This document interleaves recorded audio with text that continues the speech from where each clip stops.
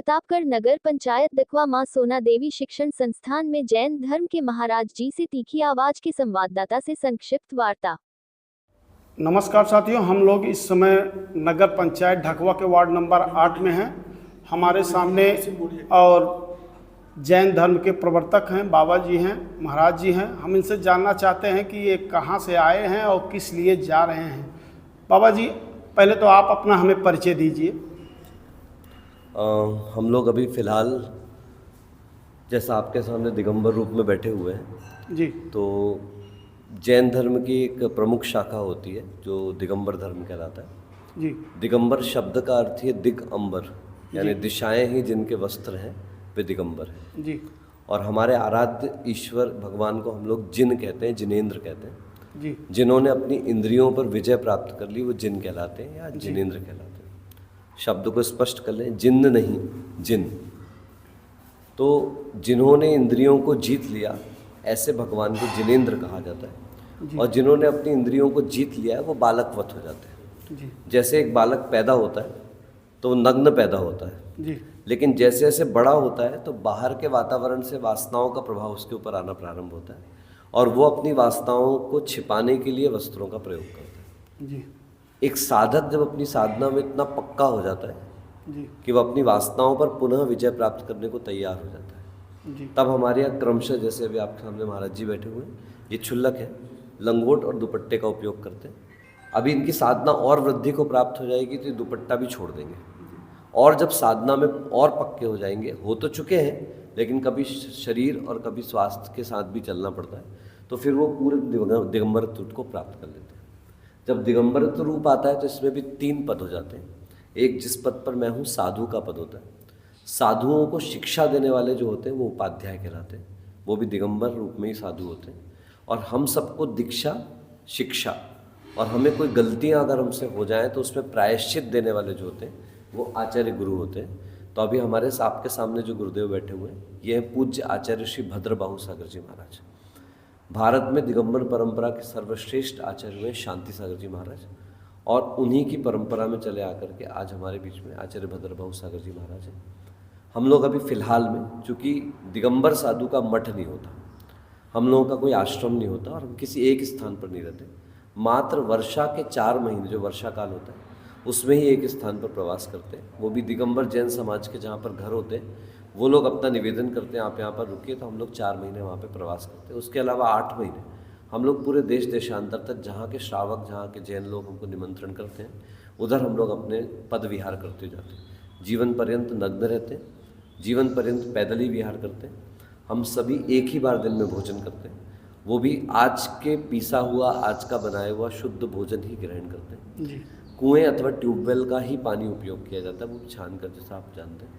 और खड़े होकर के अपने हाथ में ही हम लोग आहार ग्रहण करते हैं, हम लोग किसी बर्तन का प्रयोग नहीं करते। और उसमें भी एक स्थान पर खड़े होकर पैरों को बिना हिलाए अपनी अंजलि में आहार ग्रहण करते हैं। और इसमें भी अगर कोई व्यवधान आ जाए, जैसे कि मान लीजिए कोई जानवर अंदर आ जाए, हाथ में बाल आ जाए या कोई जीव जंतु आ जाए, ऐसी स्थिति में उस दिन का भोजन छोड़ देते हैं और फिर वो भोजन अगले दिन ही स्वीकार करेंगे, दोबारा पानी वगैरह भी ग्रहण नहीं करते।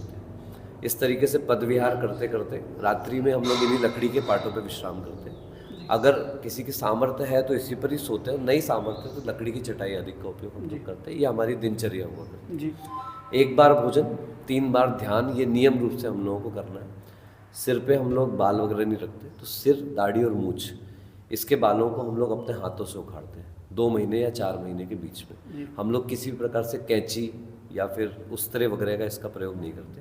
ये साधुओं के लिए नियम है कि हमको बाल अपने हाथ से उखाड़ करके अलग करना पड़ेगा। अच्छा, आपको अपने जी। हाथ से ही बाल जी, उखाड़ने? हम लोग अपने हाथों से अपने बाल 2 महीने से 4 महीने के बीच में उखाड़ते हैं। और उसमें भी एक आसन से बैठ करके उपवास करके, उस दिन हमारा निर्जल उपवास होता है। आप लोगों के मतों का तो मुझे ज़्यादा जानकारी नहीं, पर हमारे मत में उपवास का मतलब निर्जल होता है। मतलब आज हमने जो आहार किया है, अगर कल हम केशवंश करते हैं तो कल पूरा दिन उपवास रखेंगे, फिर परसों के दिन ही हम सीधे आहार को, जो हमारा समय उस पर उठते हैं। तो ये हम लोगों की व्यवस्था है। तो चूंकि हम लोगों का एक स्थान निर्धारित नहीं रहता तो हम लोग गमन करते रहते हैं, चलते रहते हैं। जी, अभी फ़िलहाल में हम लोग अयोध्या, जो आप जानते हैं भगवान राम की जन्मभूमि के रूप में, जी, लेकिन आपको ये भी ज्ञात होना चाहिए और होगा कि जैनों में 24 तीर्थंकर माने जाते हैं। जी, उन 24 तीर्थंकरों में प्रथम तीर्थंकर जो आदिनाथ भगवान है, ऋषभनाथ भगवान। दूसरे तीर्थंकर हैं अजितनाथ भगवान। उसके अलावा अभिनंदन जी आदि 5 तीर्थंकरों की जन्मभूमि भी अयोध्या है जी। तो अभी अयोध्या में हम लोग पंचकल्याणक प्रतिष्ठा महोत्सव वहाँ पे चल रहा है। इस देश की दिगंबर जैन समाज की सबसे बड़ी साध्वी जो ज्ञानमती माता जी हैं, गढ़नी आरिका ज्ञानमती जी, वो वहाँ पर विराजमान है। और चूंकि वो आरिका है, एक साड़ी धारण करती है, पुरुष वर्ग नग्न रह करके साधना करेगा, और जो साध्वियाँ होंगी वो 9 मीटर की एक ही साड़ी का उपयोग करते हैं वो जीवन पर्यंत। इस प्रकार से वो साड़ी पहन के साधना करते हैं। भले ही वो उनकी दीक्षा को 70 वर्ष हो चुका है जी, लेकिन एक विशेषता है कि वो साड़ी पहनने के कारण साधना को पूर्ण नहीं कर सकते। तो कितनी भी भगवानों की प्रतिष्ठा होगी उसके लिए उनको किसी दिगंबर मुनि की आवश्यकता होगी। तो उनके निवेदन पर, उनके निमंत्रण पर पूज्य भद्रभाऊ सागर जी महाराज जी, आचार्य भद्रभाऊ सागर जी महाराज जी जो हमारे सामने बैठे हैं, ये अयोध्या में पंचकल्याण प्रतिष्ठा के लिए गए थे। और वहाँ से हमारा जो शाश्वत तीर्थ क्षेत्र है, जहाँ से सारे के सारे तीर्थंकरों को निर्वाण प्राप्त हुआ है, वो सम्मेश शिखर जो झारखंड में रांची के पास में है वहाँ पर। तो हम लोग वहाँ के दर्शन करने के लिए वहाँ पर जा रहे हैं। तो ये विहार करते हुए हम लोग अपनी गति के अनुसार चलेंगे। कोई 2 महीने भी पहुँच जाते हैं, कोई 1 महीने भी पहुँचते हैं। इसी प्रकार से हम लोग भी समय अनुसार जैसी शरीर की अनुकूलताएं रहेंगी। चलना तो पैदल ही है, चलना पैदल, चाहे कोई भी परिस्थिति हो जाए। अगर किसी दिन हमारे में से किसी को क्षमता समाप्त हो जाए तो फिर हमको जहाँ पर भी हमारे साधना की अनुकूलता हो, ऐसे किसी स्थान पर, एक स्थान पर रुकने के लिए भी हमारे शास्त्रों की आज्ञा है, लेकिन वो मठ नहीं होना चाहिए। जैसे महाराज जी अगर चलते चलते किसी की डेथ हो जाती है या इस तरीके का कुछ हो जाता है तो इसमें क्या किया जाता है? इसमें ऐसा सिस्टम है, आपने शब्द सुना होगा समाधि जी, ये शब्द सुना होगा। तो जैनों में 2 प्रमुख शब्द चलते हैं, एक संलेखना और एक समाधि। समाधि शब्द का मतलब होता है मानसिक विकल्पों से दूर होना। अब चूंकि आप जानते हैं हम लोग तो घर परिवार छोड़े हुए हैं, हमारा भी ये भी ठिकाना नहीं कि शाम को हमको कितना जाना है जी। अभी भैया लोग जो ये अयोध्या से व्यवस्था दी गई हम लोगों को, ये जितने भी हमारे साथ भैया लोग चल रहे हैं, ये अयोध्या तीर्थ क्षेत्र से वहाँ के भैया लोग हैं। ये सब वहीं से? हाँ, सब वहीं से। और ये 2-3 भैया लोग जो है ये टिकैत नगर से हमारा विहार कराने के लिए समाज के ये सोनी भैया वगैरह लोग आए हुए हैं जी। तो ये लोग आगे की व्यवस्थाएं देखते चलते हैं कि हमको आज रात्रि विश्राम कहाँ पे करना है जी, और फिर कल हम आहारचर्या कहाँ करेंगे। तो जैसे आज आपका स्कूल यहाँ पे ट्यूबवेल की उपलब्धता थी, कमरे की उपलब्धता थी, तो इन्होंने यहाँ पर हमारी व्यवस्था की और इन्होंने बहुत बड़े प्रेम से ये स्थान हम लोगों को रुकने के लिए, ऐसे ऐसे आगे आगे भी ये स्थान, जैसे स्टेप बाय स्टेप। ऐसी परिस्थिति में जिस दिन हमने घर छोड़ा था और संकल्प लेके दीक्षा ली थी, उसी दिन से हम लोगों ने अपनी मृत्यु की तैयारी भी चालू कर दी। मृत्यु का सबसे अच्छा तरीका होता है सभी प्रकार के विकल्पों से दूर होना। इसको सबसे शांतिपूर्ण मृत्यु कहा जाता है, जिसको हमारे यहाँ समाधि मरण कहा जाता है। तो चूंकि हम लोगों का सब प्रकार से त्याग है, अगर ऐसी स्थिति में कभी एक्सीडेंट हो जाए या किसी प्रकार से शारीरिक व्याधि होने पर मृत्यु हो जाए तो उस समय अंतिम संस्कार की विधि वही है जो आप लोग अपने यहाँ करते हैं। क्योंकि वस्तुतः अगर आप समझे तो हिंदू धर्म और जैन धर्म में मान्यताओं की दृष्टि में सिर्फ ईश्वरवाद को लेकर के अंतर है, बाकी हम लोगों के बीच में अहिंसा आदि की दृष्टि से कोई अंतर नहीं। जो हिंदू धर्म है वो ईश्वरत्व को मानता है, लेकिन ईश्वरत्व को जैन धर्म भी मानता है, पर दोनों में अंतर क्या है? आप ईश्वर को कर्ता मानते हैं, हमारे यहाँ ईश्वर को कर्ता नहीं माना गया जी। तो महाराज जी ये बताइए कि आप कितने वर्ष की उम्र में इस वैराग्य के जीवन को आपने ग्रहण किया? आपके सामने हम तीनों जो महाराज बैठे हुए हैं, हम सभी की, मेरी उम्र अभी वर्तमान में 45 वर्ष है जी। महाराज जी की उम्र मुझसे छोटे हैं उम्र में, लेकिन मेरे से पद में बड़े महाराज जी। मुझे महाराज जी ने दीक्षा दी। महाराज जी की उम्र 42 वर्ष है और हमारे चुल्लक जी जो है इनकी उम्र 48 वर्ष है जी।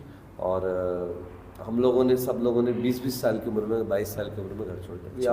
हायर एजुकेटेड है, वो भी इंजीनियर है, मैं भी इंजीनियर हूँ, महाराज जी पढ़े लिखे। अच्छा, आप इंजीनियर? जी, हम लोगों ने सबने पूरी पढ़ाई वगैरह कंप्लीट करने के बाद ही, क्योंकि हमारे जो गुरु हैं उन लोगों का ऐसा निर्देश रहा शुरू से कि पहले लौकिक अध्ययन अपना पूर्ण होना चाहिए ताकि जीवन में कोई ये विकल्प नहीं रहे। क्योंकि लोगों की जनरल धारणाएं क्या है, जिनको कुछ नहीं मिलता वो साधु बन जाते हैं जी। आपके मोबाइलों पे रील आती रहती, दिखाते हैं उसमें कि वो नेता बन जाते हैं, वो बन जाते हैं, जिनको कुछ नहीं आता वो साधु बन जाते हैं जी। जबकि साधुपना कोई ऐसा फक्कड़ वाला काम नहीं था जी जी। ये पूरे के पूरे तरीके से इंटेलेक्चुअल वाला काम है। बौद्धिकता से लेकर के आध्यात्मिकता तक प्रत्येक गुण से संपन्न व्यक्ति ही साधु बनता है। उसमें जैन साधु बनना तो आप समझ सकते हैं। हम लोग रास्ते में चलते बहुत लोग हंसते हैं कि नग्न है, पर हम लोगों को उससे कोई फर्क भी नहीं पड़ता। क्यों नहीं पड़ता? 2 लोगों की बातों का विचार करना चाहिए। एक का नहीं करना चाहिए, एक का करना चाहिए। यदि कोई बौद्धिक व्यक्ति हमारे ऊपर कोई उंगली उठाता है तो उसका हमको विचार करना पड़ता है कि बुद्धिमान ने कुछ कहा है तो सोचना चाहिए जी।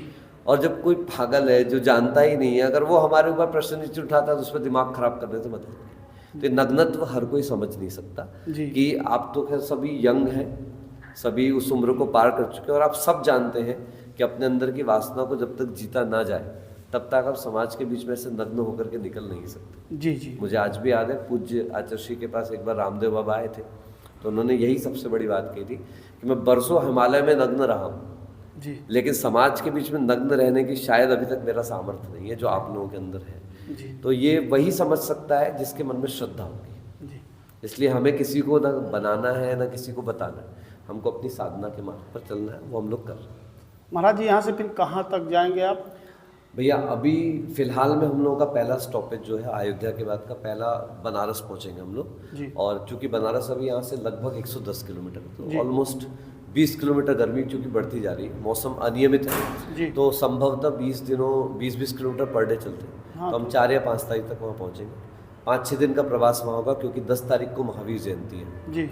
भगवान महावीर का जन्म कल्याणक है। तो हम लोग उस अवसर पर बनारस में रहेंगे। फिर वहाँ से ये जो रास्ता है ना आपका गया रफ़ीगंज वगैरह होगा, इससे हम रांची की तरफ उस तरफ बढ़ेंगे, समेत शिखर की तरफ जी। झारखंड। तो हमारी जनता को आप महाराज जी क्या उपदेश देना चाहते हैं? हमारे देखिए जो एक सुनने वाले हैं, ज़्यादातर सुनने वाले लोग अपने सामने हिंदू ही बैठे हुए हैं जी और शास्त्रों में हिंदू शब्द की एक व्याख्या दी गई है, जी हिंसायाम दुष्यति तिरस्कारम करोति इति हिंदू। जो हिंसा को रोकता है और हिंसा से खुद को और पर को बचाता है जी। उसको हिंदू कहा जाता है। जी ठीक है ना? तो सबसे पहला धर्म चाहे वो जैन हो चाहे हिंदू हो, हम सबका मूल लक्ष्य है अहिंसा परमो धर्म। जी। मतलब जिस कृत्य से मुझे खुशी नहीं मिलती, जिस कार्य से मुझे तकलीफ मिलती, उससे दूसरे को भी तकलीफ मिलती होगी, जी। तो मैं ऐसे कार्य से बचूं जिससे कि मुझे भी तकलीफ मिलती है और दूसरे को भी तकलीफ मिलती है। जी। कहीं मैं अपने सुख के लिए किसी दूसरे का गला तो नहीं घोंट रहा, इस बात का अगर विचार करके चलते हैं तो हम समझते हैं कि हम हिंदू और जैन होने के पहले एक सच्चे इंसान बन पाएंगे। जी। इसलिए भगवान बने ना बने, एक अच्छे इंसान पहले जरूर बने। चलिए महाराज जी, हमारे चैनल पे आपका बात करने का बहुत बहुत ये धन्यवाद। आपका चैनल है WKH, हाँ। क्या फुल फॉर्म है इसका? इसका है वतन की हिफाजत। वतन की अरे हिफाजत। वाह क्या बात है। और- वतन की इबादत आपका चैनल है, तो न्यूज़ 24 पे आप देंगे। आपको हमारे पूज्य आचार्य महाराज जी का चूंकि मौन है, लेकिन उनका इशारा मिलने का मतलब था कि मैं आपके सामने इतना बोल पाया। जी जी। तो महाराज जी का पूरा आशीर्वाद आपके लिए है और वतन की हिफाजत आप हिंसा से करें और जितने प्रकार के पाप हैं उससे करें और आपका चैनल हमेशा हमेशा अच्छे कंटेंट लोगों को प्रस्तुत करता रहे, ऐसा पूज्य आचार्य श्री का आशीर्वाद। चलिए महाराज, धन्यवाद, प्रणाम महाराज।